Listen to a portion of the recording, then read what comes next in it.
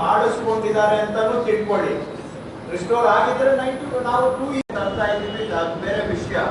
But ಹಾಗಂತೇಳಿ ಅವರ್ responsibility timely disposal. So ತಹಶೀಲ್ದಾರ್ಸು AC ಗಳು DC ಅವರು ಆರಾಟಿಂದ ಮಾಡಿದ್ರೆ, ಯಾಕಂದ್ರೆ ನಮ್ಮ ಪ್ರಕಾರ ಒಂದು ಟೆರಿಗೆ ಒಂದೇ ಒಂದ್ಯಾಕೆ ಅರ್ಜಿ ಇದೆ.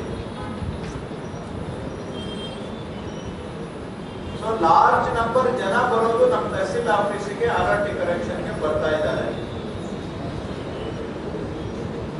ಸೊ ಹಾಗಾಗಿ ಇದನ್ನ ನಾವು ಸ್ಟ್ರೀಮ್ಲೈನ್ ಮಾಡಿ ಟೈಮ್ಲಿ ಡಿಸ್ಪೋಸಲ್ ಆದ್ರೆ ಜನಕ್ಕೆ ನಾವು ಕೆಲಸ ಮಾಡ್ಕೊಬೇಕಾಗುತ್ತೆ, ಹರಾಸ್ಮೆಂಟ್ ಕಮ್ಮಿ ಆಗುತ್ತೆ. ಸೊ ನೀವು ಸ್ಟೇಜ್ ವೈಸ್ ಎಷ್ಟು ಸ್ಟೇಜ್ ಇದೆ ಇವರೇ ಹೇಳಿ AC ಅವರು.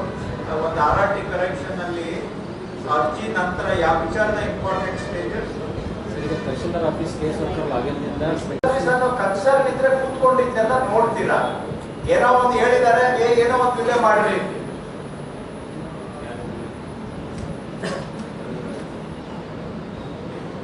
ನಾನು ಅಷ್ಟು ಒತ್ತಿ ಹೇಳಿದ್ದೇನೆ, ಇದು ಬಡವರ ಕೆಲಸ, ಇದನ್ನ ಸ್ವಲ್ಪ ಶ್ರದ್ಧೆಯಿಂದ ಮಾಡೋಣ ಅಂತ. ಅದು ನಿಮ್ ತಲೆಗೆ ಹೋಗಿಲ್ಲ.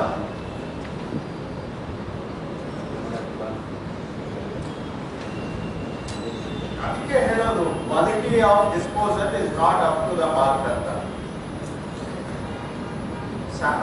ಆಯ್ತು, ಈ ರೂಪದಲ್ಲಿ ಅಲ್ಲದೆ ಇದ್ರೆ ಇನ್ನೊಂದು ರೂಪದಲ್ಲಾದ್ರೂ ನಾವು ಸಹಾಯ ಮಾಡಕ್ಕಾಗುತ್ತಾ?